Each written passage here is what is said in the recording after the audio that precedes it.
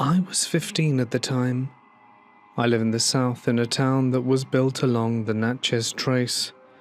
For anyone who doesn't know, the Natchez Trace is a very long stretch of road that runs almost the entire length of the United States north to south. It was used by tribes way back when to quickly get around the country for trade, and during the Civil War, it was used by both Union and Confederate soldiers for travel. It is federally protected land now and is very isolated. No one is allowed to build anything within about a mile of the trail, and there are almost no streetlights. A simple 2-lane road. There are burial mounds, even unnamed Civil War graves, and lots of offshoot hiking trails. It is extremely illegal to dig up anything. In my town, it isn't uncommon to go hiking out there because it's absolutely gorgeous. But there were stories about being careful. I remember in the 90s a young woman was killed out there while hiking, and there were all sorts of bogeyman stories about not being out on the trail after dark. Hiking the trail was something that me and some friends used to do a lot when we were young. We used to go off-trail often, because you can find some really cool stuff back there. One day, me and my buddy were out there going through some trails and checking stuff out like we always did. It was in the spring, and not quite summer yet, but the days were starting to get longer. It wasn't super late, but later than usual, than we were usually out. It was barely dusk. We were about an hour or two into hiking, and had gone off the trail like usual. We come upon this break in the trees that opens up into this big open field, and there's an old truck out there. That alone was a huge red flag, because you can't use any vehicles off-road there. But there were 2 dudes next to the truck, with shovels and enough dirt next to them that you could tell they'd been digging a pretty hole for a while. The bed of the truck was open, but we couldn't see inside from where we were. They looked at us, and there was like this weird second or two when no one said anything, and I don't remember who moved first, but I remember both dudes just jumped into the truck, started it up, and drove full speed towards us. We ran back into the trees in a panic, because we thought for sure they were going to run us down. I remember hearing the truck stop at the trees behind us as we ran, and hearing them get out and yelling. We ran for what felt like a solid few minutes before we jumped into a deadfall of broken trees and stayed as quiet as we could. We could hear them a way off, and could hear dogs barking as well, like they had dogs with them. And I can specifically remember hearing one of them yell at one point, "I can't see you, but I can hear you, and my dog's gonna get ya." We just stayed quiet and didn't move, because we never heard them get close enough that we thought they'd spot us. Eventually we heard the truck start again in the distance, and stayed out until we couldn't hear it anymore, and then we carefully walked back to the car without saying a word. I remember the ride home.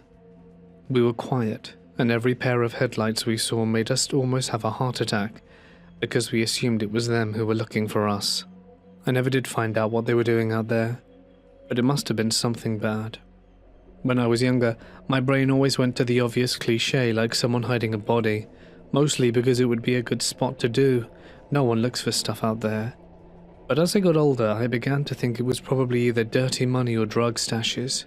The town is also small enough that I've always wondered if I ever ran into these people again out in public and just not known it, getting groceries or running errands. How many times have I been a car or two behind them at a stoplight? And to this day, it gives me the willies.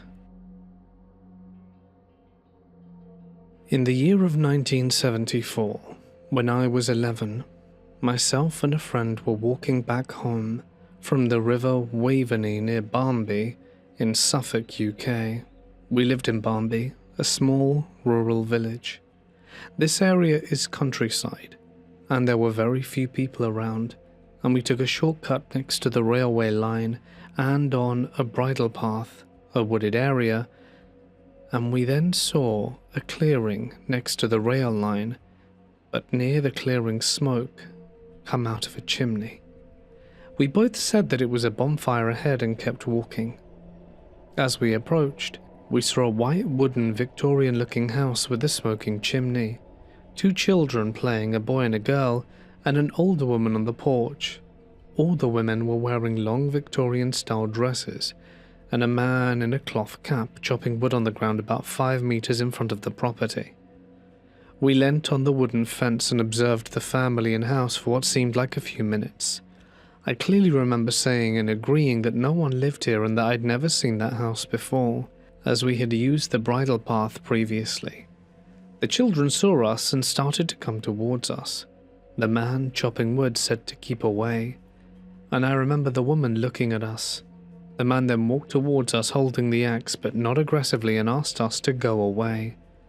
We then became frightened and ran back the way we came, avoiding the woods, and terrified nonetheless. We ran about a mile to the village shop, and told the lady who ran it about it. She said no one lives next to the rail line except the railway cottage, but that it's not in the clearing, and some way away from our sighting or experience. We told our parents and they didn't believe us either. As time passed, we weren't believed. We just avoided the bridle path, but we both know what we saw. 51 years have passed, and it still sticks in my mind. Believe it or not, but I know what happened. I'm sharing this because I'm curious if anyone else has had a similar experience. I wasn't alone when this happened. There were 2 other people in the truck with me, and they both saw the same thing. So in December of 2022, I drove to Fresno to pick up a car I had bought. I'm from the Monterey Bay area, and normally I would take the northern route, but for some reason I went south instead. We left around 8 p.m. I drove the whole way and wasn't tired. If anything, I was focused and looking forward to getting there since I was picking up the car the next morning. Well, about 3/4 of the way along Highway 145, something caught my attention off the side of the road. At first I eased off the gas because I thought it was a dog, and as I looked more directly at it, I realized it didn't look right. It was moving on all 4s, but it didn't have a solid shape.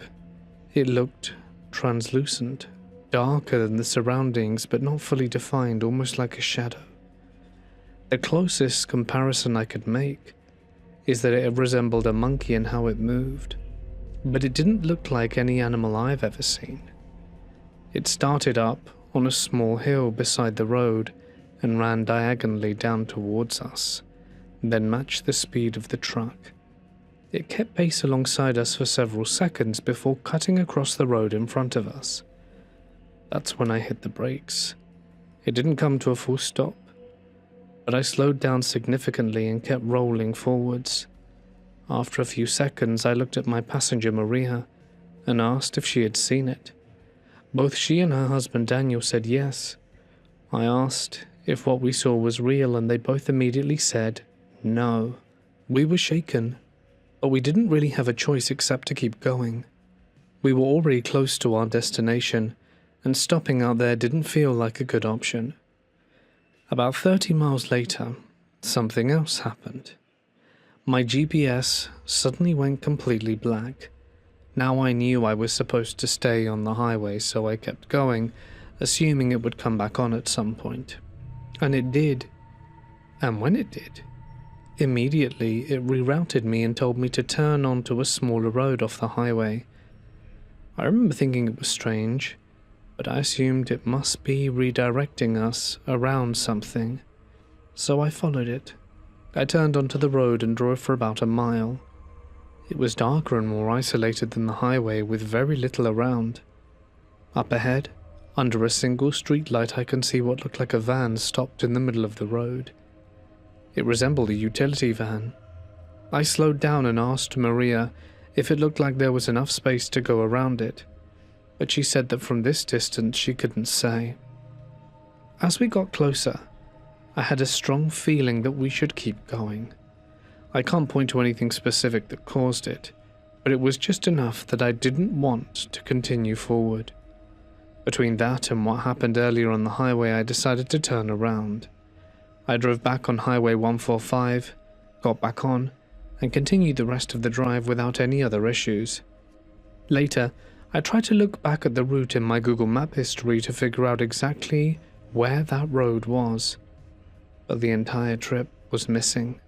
My location history goes years back, but that specific drive isn't there at all. I know I made the trip because I picked up the car and brought it home, but there's no record of it. I've tried to come up with explanations for what we saw and what happened with the GPS, but I don't have a clear answer, and the fact that the three of us saw exactly the same thing is what stands out to me the most. My great aunt had just passed away, and I was able to take time off to attend her funeral. My husband and I were driving from Colorado down to northeast Texas. We planned to go through Kansas and Oklahoma, which seemed straightforward enough at the time. The drive started going wrong not long after we got on the interstate outside the city. Our car battery suddenly died while we were already on the road. Even with the battery failing, the car alarm started going off and wouldn't stop. We managed to get off the road and replace the battery, but the alarm kept blaring even after that. It continued while we were driving non-stop, until we finally pulled a fuse to disable it somewhere in Kansas. After that, things settled for a while. We avoided using the toll roads through Kansas and only stopped for lunch.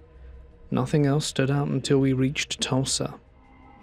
While driving through the area, the interior light in the car turned on and would not switch off. We tried everything we could think of, but nothing worked. Eventually, we had to pull another fuse just to stop them from staying on. By the time we got onto the toll roads heading forwards towards Texas, it was around 9:30 at night and fully dark. We hadn't realized ahead of time that the tolls in that part of Oklahoma were cash only. We were able to get through the first one by stopping at a gas station and breaking a $20 bill into smaller cash. We made it through a few tolls like that, but eventually ran out of cash. At the next toll booth, we didn't have enough to pay, and the attendant told us we would need to take a detour of about 20 miles to find a place to get more. She also gave us a notice and explained that if we didn't pay at the next toll, we could be flagged and state troopers might stop us. We followed the detour she gave us, but when we reached the gas station, it had already been closed for over an hour. There was nowhere else nearby to get cash. Around the same time, the car started having trouble again. It would stall after starting unless we immediately pressed the gas. Once we realized that, we could keep it running, but that made everything more stressful. With no clear way to get cash, and not wanting to risk another toll booth, we decided to try taking back roads that ran alongside the toll roads. These were unpaved and uneven, and it was difficult to drive on them with the condition the car was in already. We were looking for a specific turn onto a road called Jumbo Road. When we finally saw the sign, it didn't look official. It was painted on what looked to be a piece of poster board, and the paint was streaked and uneven, like it hadn't even set properly or been affected by the humidity. But we turned onto the road anyway, and as we drove, we started noticing animal eyes reflecting in the headlights from all sides of the road. Otherwise, it was quiet. When we reached the first bend, a dog ran out into the road in front of us. I slowed down, and instead of moving away, it came alongside the car and started snapping at the tire. I sped up to get past it. Not long after that, another dog appeared. This one was larger, tall enough that its head was near the level of the windows, and it ran alongside the car, barking and chasing us for a short distance before falling behind. At that point, the whole situation felt off. We were on an unfamiliar dirt road late at night, with the car barely holding together, and nothing around us except scattered properties we couldn't really see clearly. We stayed on that road until it eventually led us back towards the interstate. Once we got back onto a main road and crossed into Texas, we were about an hour away from the hotel my mum had booked for us. While around 1 a.m., a thick fog rolled in. It reduced visibility to the point where we could barely see the road ahead, especially on the smaller winding highway we were on at that point. We had several close calls with other vehicles before finally making it to the hotel around 1:30. By the time we got there, it felt like we had been dealing with one problem after another the entire trip. Nothing about it seemed connected at the time, but it was one of the more stressful drives I've had. When I was around 17, two friends of mine and I decided to camp out in a field next to my housing estate. It wasn't an official campsite, just a large, grassy field on a slight hill that was far enough away from the nearest houses that we could drink, play music, and not really worry about it bothering anyone. You couldn't really see the spot we chose unless you were already pretty close to it, so it did feel quite private. We set up a small tent, brought some drinks, and stayed out there into the night. Eventually my two friends, Chris and Jake, fell asleep. I, however, was having trouble sleeping, so I lay there awake, listening to the quiet and trying to relax. At some point, probably around 3 a.m., I heard movement outside the tent. It was the sound of grass and vegetation being stepped on, very distinct and close by. What stood out was that I hadn't heard anyone approach us from a distance. It was just suddenly there, like whoever it was had appeared right next to us. My first thought was that it could be the farmer who owned the land. That alone made me tense, because, strictly speaking, we weren't supposed to be there. But there was something about how sudden it was that made me feel worse than just getting caught. I stayed completely still and tried to slow my breathing so I wouldn't make any noise. A few seconds later, I heard a second set of sounds that I'm almost certain was a dog moving around. The steps were lighter and irregular, circling more than the person did. Whatever it was started walking back and forth around the tent. The footsteps were steady, and they stayed close, never really moving away. I didn't hear any talking, no commands to the dog, nothing that would normally come with someone out there walking at that time. It was just the sound of movement.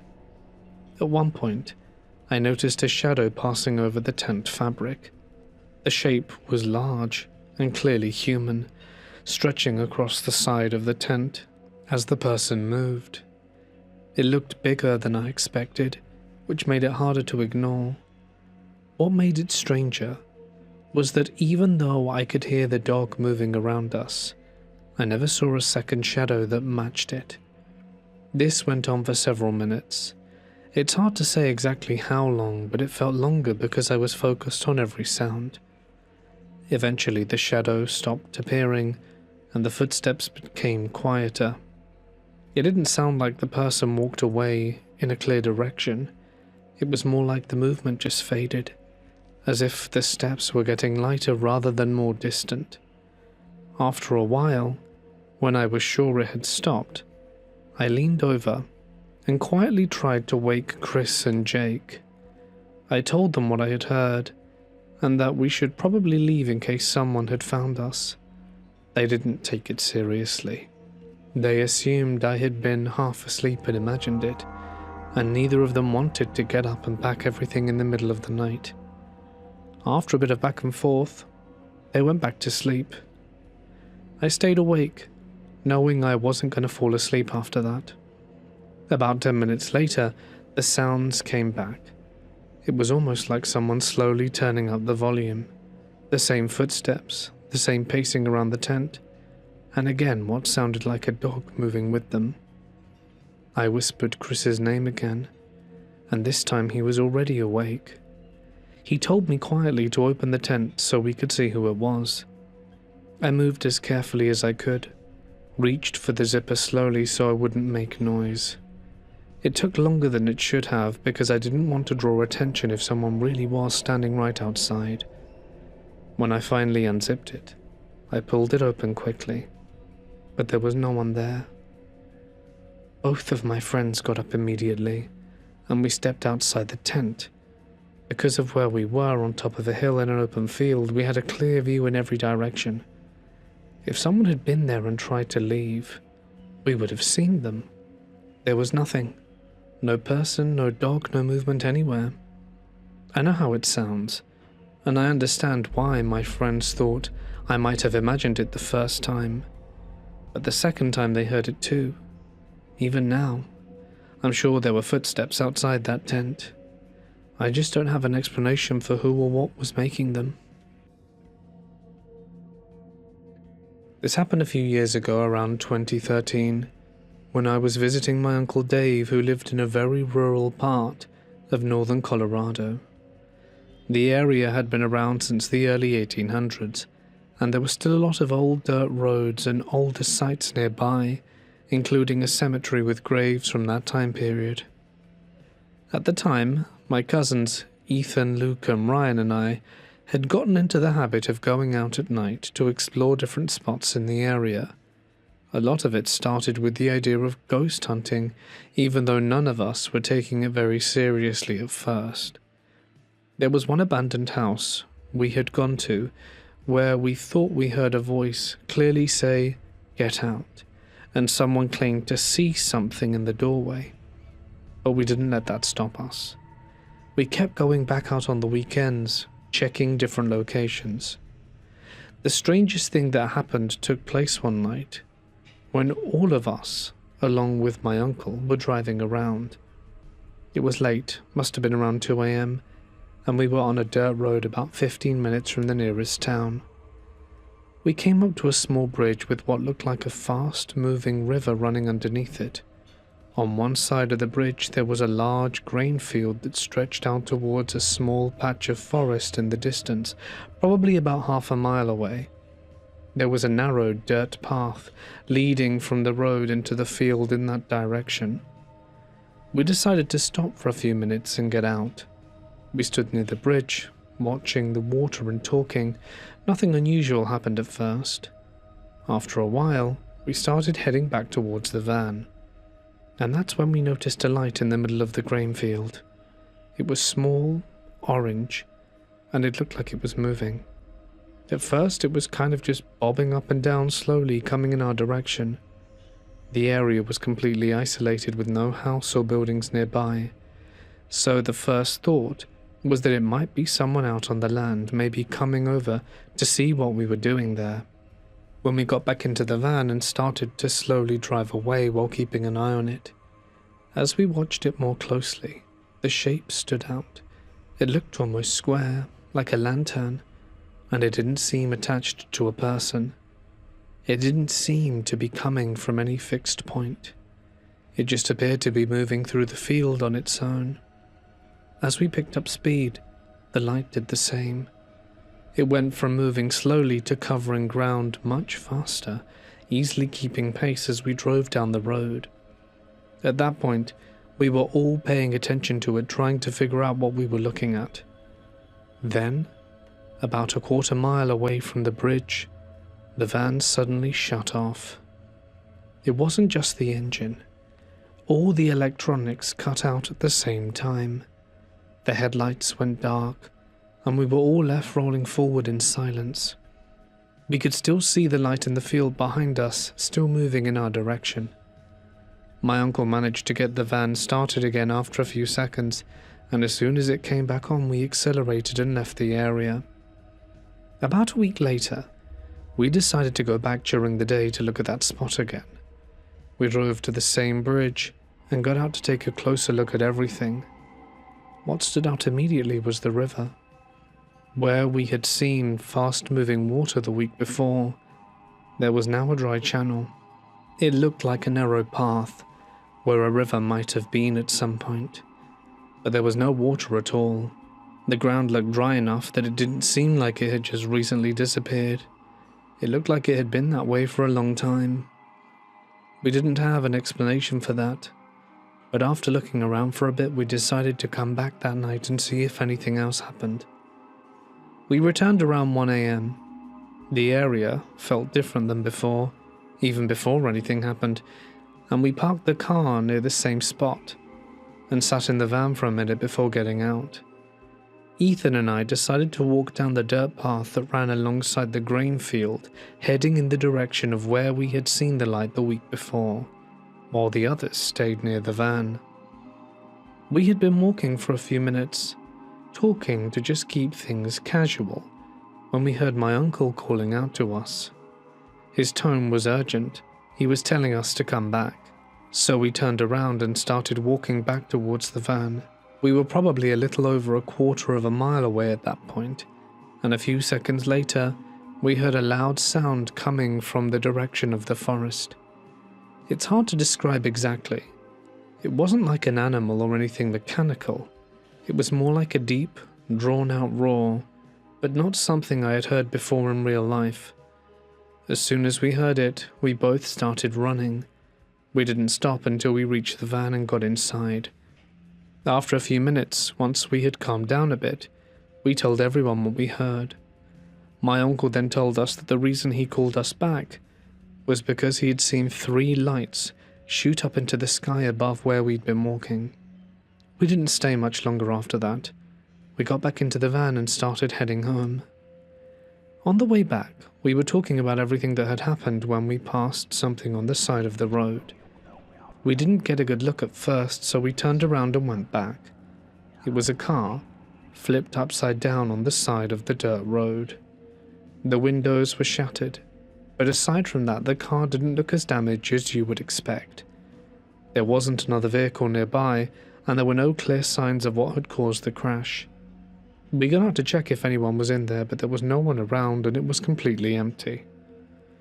There was a purse still inside, which made it seem like whoever had been in the crash hadn't left with their belongings. We looked around the area for a few minutes, but we couldn't find anyone. Being that far out with no one else around, it didn't make sense where the driver could have gone, and we ended up calling the police to report it and then continued back to the house. That night, after everything, I had trouble sleeping. I was lying in the living room, and through the window, I could see the outside lights turning on and off intermittently, and I stayed awake until it got light out.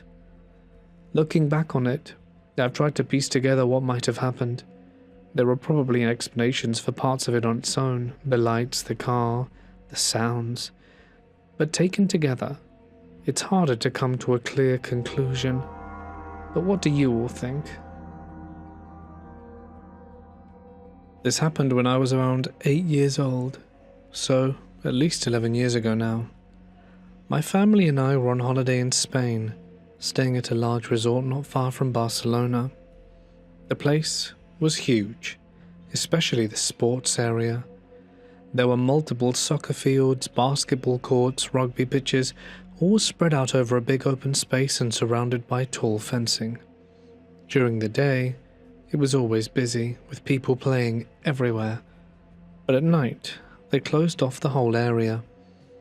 One evening, I stayed out later than I should have with a friend. I don't remember his name, I think it was Brian, and we were on one of the soccer fields, just taking turns shooting penalties and not really paying attention to the time. Well, at some point, the staff locked up the perimeter, but because of how large the area was, we didn't notice it happening. We only realized when we tried to leave and found the gates locked. At first, we just stood there trying to figure out what to do. It was already dark, and without the daytime activity, the whole place felt completely different.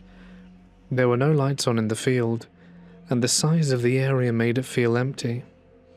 We didn't want to get in trouble, so instead of calling for help, we decided to follow the fence and look for a way out. We walked along the perimeter for about 20 minutes before we found a gap. It wasn't an official exit, a hole in the fence, and on the other side was a patch of forest. We hesitated for a bit, but since it was right next to the resort, we assumed it couldn't be that big and decided to go through. At first it seemed manageable. The ground was uneven, and it was darker than expected, but we kept moving in the direction we thought would lead us back towards the resort entrance. After about 5 minutes, we came into a clearing with an old concrete structure, and it looked abandoned and was partially covered in graffiti. We tried to give it as much space as possible, but as we passed, we heard the sound of glass shifting inside like bottles being moved. We both stopped at the same time. That's when a man came out the structure and looked directly at us. He didn't say anything at first, just stood there staring. His clothes were torn, and he looked like he hadn't taken care of himself in a long time. His hair and beard were long and unkempt, and he had a noticeable limp. He coughed, and that seemed to wake someone else inside. A second man came out, and the two of them started talking to us in Spanish. We didn't understand what they were saying, but the tone wasn't friendly, and we began backing away slowly. When they saw that, they moved towards us faster. Within seconds, they broke into a run, shouting and throwing things in our direction, and we turned and ran. The forest was dark enough that we could barely see where we were going. We just kept moving forward, trying not to trip, while listening to them behind us. It felt like it went on for much longer than it probably did, but eventually we reached the edge of the forest and came out onto a road. The road ran along a steep drop on one side, and there were no houses or people around. We kept running uphill, putting as much distance as we could between us and them. Eventually the road ended at a large property with a gate and a house set back from it. There were no lights on. We didn't stop to think much about it. We climbed over the gate and ran into the yard and then hid in a cluster of dense bushes. Not long after, the two men followed us onto the property. They were making enough noise that it woke someone inside the house. A man came outside shouting and looking around. He was holding a gun. He walked through the yard close enough to where we were hiding that we could see him clearly, but he didn't notice us. When he saw the two men, he fired a shot in the air, and one of them kept moving towards him, and he reacted immediately, forcing both of them back and out of the yard at gunpoint. Once they were gone, everything went quiet again. We stayed there for a while trying to make sure it was safe, and after about half an hour we climbed back over the gate and left the property. The road was empty. We headed downhill this time and eventually reached a small town. It had been hours at this point since we left the resort, and that's when everything really started to sink in. After walking for a bit, we saw a house with people inside and rang the doorbell to ask for directions. There was a language barrier, but we managed to say the name of the resort, and they pointed us in the right direction. We followed the road they indicated, staying close to the house this time. Along the way, we passed what turned out to be an abandoned slaughterhouse near the resort. We heard people speaking Dutch nearby, and went to ask them how to get back. Inside, the place was still covered in old blood. It was on the floors, the walls, even parts of the equipment, and there were knives left behind too. It wasn't something we expected to walk into, so we didn't stay long.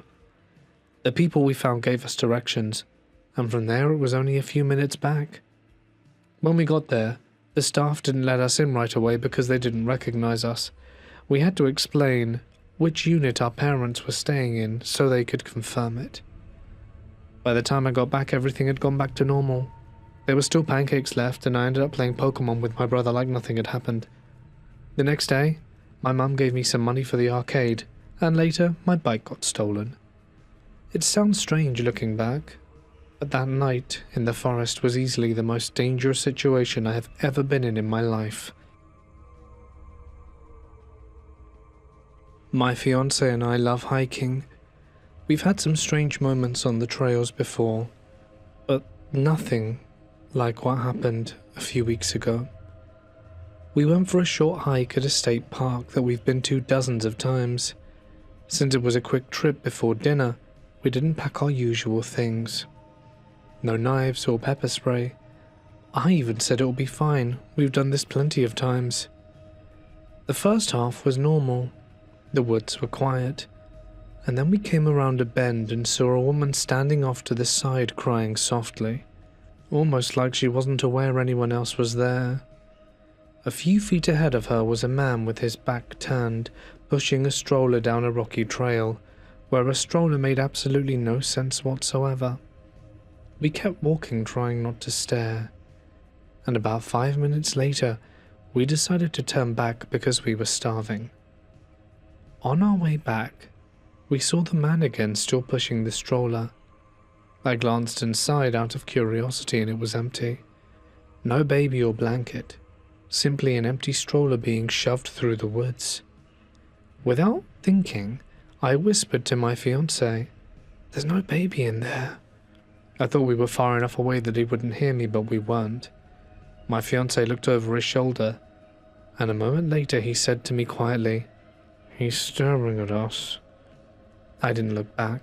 I didn't have to. I could feel it, the weight of his stare. Then came the sound of the footsteps behind us as the man was picking up speed. We began to walk faster and he sped up too. Every time we looked back he was still there, not close enough to reach us, but always visible and always watching. We passed the crying woman, and she didn't even look up. The stroller was gone now, and the man in his blue hoodie was walking quickly behind us, and that's when we ran. My chest was tight. I could barely breathe, but every time I glanced back, I saw flashes of blue moving through the trees. The trail had sharp turns, and each time we rounded one, we'd lose sight of him for a second. Then he was there again, still walking, still following, and finally, after what felt like forever, we caught up with another group of hikers ahead. As soon as we did, he was gone, vanished into the woods. We sprinted into the parking lot, jumped in the car, and tore out of there. The whole drive home I kept second-guessing myself. What if there really was a baby? What if he just wanted to confront us? But deep down I knew something was seriously wrong. I haven't gone back to that entrance since. Sometimes I hike from different parts of the park, but lately I've noticed baby clothes scattered along the trails. Little socks, a onesie, and every time that same cold feeling crawls up my spine. I grew up in the Sonoran Desert, and most of my childhood was spent outside with very little supervision. My parents would tell me to be back by dinner, and not worry much about where I went in between. A lot of that time that meant wandering miles into the desert with a few friends, exploring whatever we came across. There were always strange things out there. Some of it is just part of growing up in a remote area. People do things they shouldn't. You'd find abandoned structures, as well as animals acting unpredictably. Other times it felt harder to explain, but I've always tried to keep a practical mindset about most of it. One of the more memorable things we found happened when I was probably around 11 years old. A group of us had gone a few miles into the foothills near where we lived. That wasn't unusual for us. We spent a lot of time out there, and by that point, we were used to coming across random debris, old equipment, or the remains of structures that had been left behind. That day, we came across what looked like a manhole cover set in the ground, with a short concrete shaft around it. It didn't look like part of a road or anything official. It was just sitting out there by itself. We were curious, so we tried to open it. One of us had a piece of rebar we'd been carrying around, and we used that to pry the cover open. It took a bit of effort, but eventually it gave way. Underneath, there was a vertical shaft with a metal ladder leading down. I'd guess it was about 20 feet deep. We didn't hesitate much at the time, and decided to go down and see what was there. At the bottom, it opened into a small underground room. The walls were cinder blocks, and one side was covered in what looked like a grid of writing attached to the wall. Even at that age, it was obvious it had been built for some kind of utility purpose. Looking back now, it was probably something like a telephone or electrical wiring switching room. What stood out more was that it didn't look abandoned in a way that other places seemed to be. It looked like someone had been using it. There were water jugs scattered around along with a few sleeping bags. The walls had drawings and symbols on them, including things like pentagram and swastikas done in marker or spray paint. There were also stacks of magazines and other items that didn't belong in a place like that, especially considering how far out it was. At the time, we didn't stay long. The combination of being underground, clearly used by someone, and the things on the walls made it feel off enough that we decided to leave pretty quickly. Later on, thinking back on it, There were a few possible explanations. There were abandoned ranches and buildings scattered throughout that area, and it wasn't unusual for local teenagers to find places like that and use them as hangouts. It could have been something like that, just taken a step further by being underground. At the same time, the area we were in was also part of a route people used to move through the desert towards the city. It's possible it had been used as a temporary shelter or stopping point at some point. Either way, it wasn't something we went back to. We had already seen enough out there to know when something wasn't worth exploring further, and that happened to be one of those times.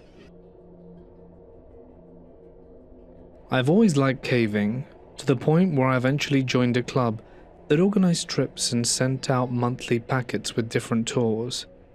Most of them were pretty standard, including what they called wild man tours.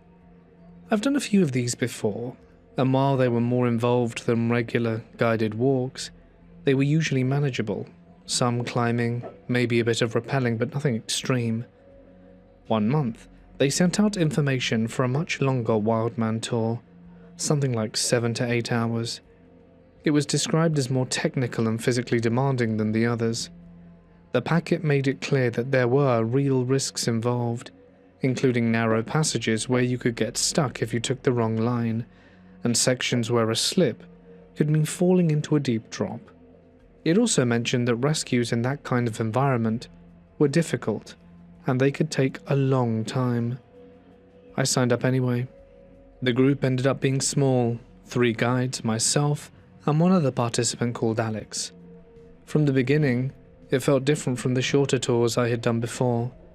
The pace was slower, and the guides felt more deliberate about where we placed our hands and feet. Some of the sections required careful movement along uneven rock, and there were areas where the path narrowed enough that you'd have to think about how you were positioning your body. About halfway through the trip, we stopped to rest on a narrow ledge. It wasn't wide, and it sat right next to a significant drop that disappeared into darkness. You couldn't see the bottom with your headlamp, which made it clear just how deep it was.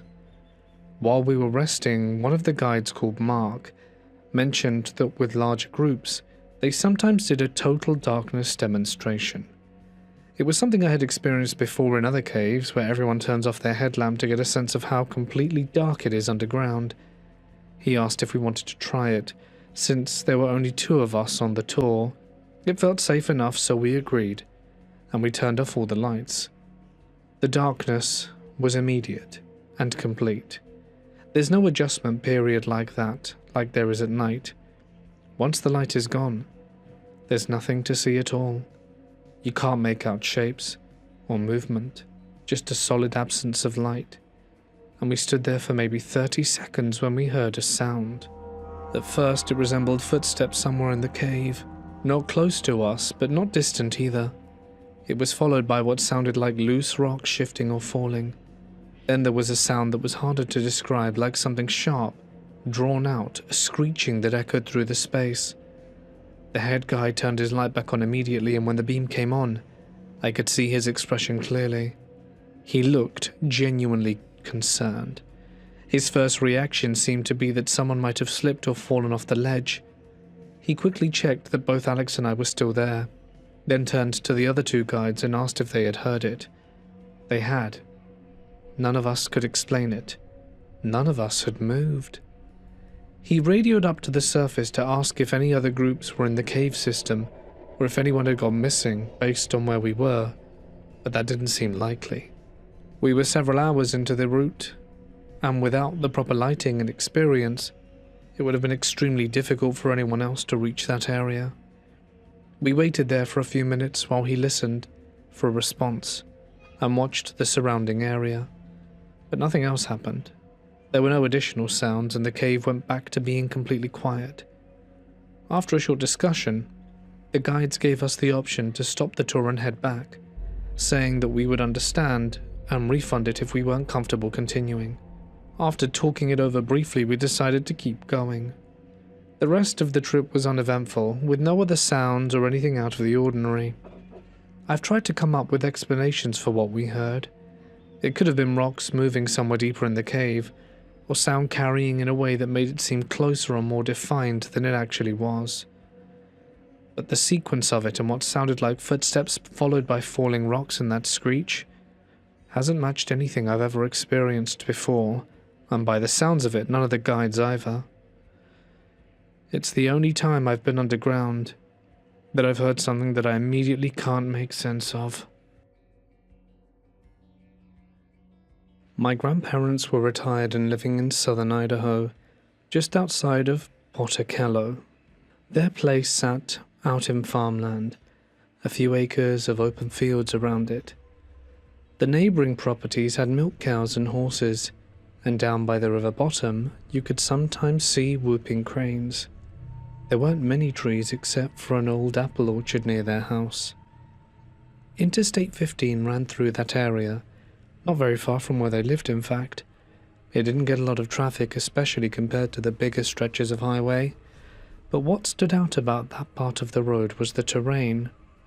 There were old lava fields nearby, made up of these large black boulders of lava rock. The rock was extremely sharp, not something you'd want to come into contact with at high speed. When they built the freeway, they had cleared a lot of that rock away, but not all of it.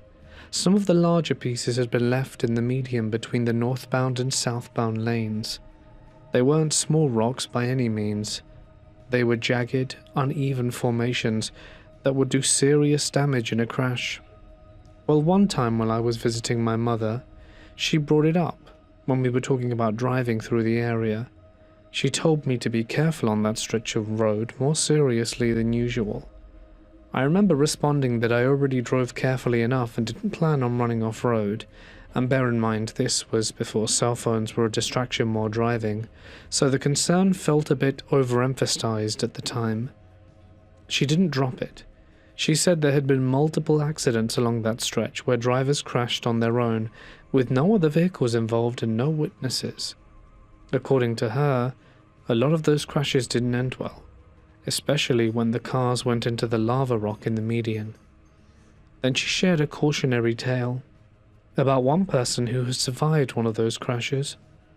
According to what she'd heard, he said he swerved because he saw a figure standing in the median, someone on horseback wearing what he described as a full feathered headdress, and the sight of it startled him enough that he reacted and lost control of the vehicle. I asked if she meant someone in a costume trying to make sense of it in a practical way. She said no, and the people around there believed it was a ghost. I didn't have much of a response to that.